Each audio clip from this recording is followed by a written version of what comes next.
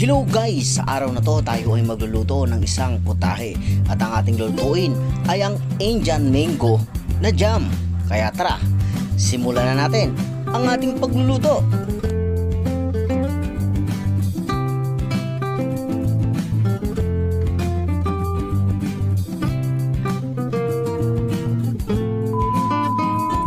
Ito na nga po yung mga gagamitin natin sa ating paggagawa ng Indian mango na jam. Ito yung mga mangga dito sa puno natin na nalalaglag na lang dahil sa sobrang hinog na po ito. At ito po yung ating mga nakolekta. Tatanggalin lang po natin yung mga mangga dito sa ating Indian mango. Ito po ay mga hinog sa puno guys, kaya matamis na po ito. At ilagay lang po natin ito sa ating gagamiting blender. Ito yung gagamitin natin para pinuhin pa itong mga Indian mango na ito para mas madali natin itong maluto. Kaya simulan na natin. Ayan guys, gumamit po tayo nito ng food processor para mas mabilis po natin magawa o mapiuri natin itong ating Indian mango na mangga. At ito na po yung resulta sa ating ginawa. Ito na guys, nakaipon tayo dito ng isang tub ng Indian mango at gagawin natin itong Indian mango na jam. Napakasimple lang itong gawin. Kaya tara, simulan na natin. Ayan guys, naglagay na tayo sa ating kawali at ilagay na natin dito yung ating Indian mango.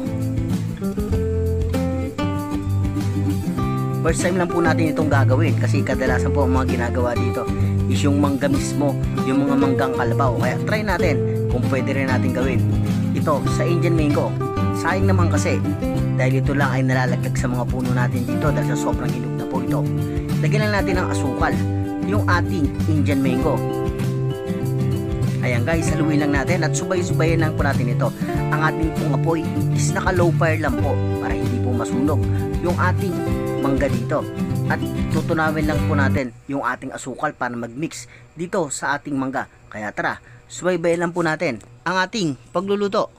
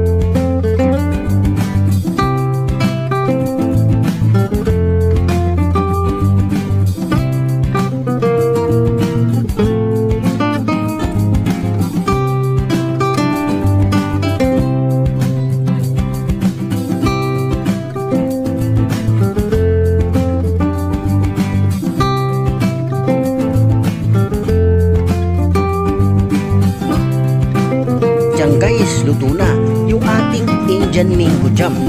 Maraming salamat sa panonood.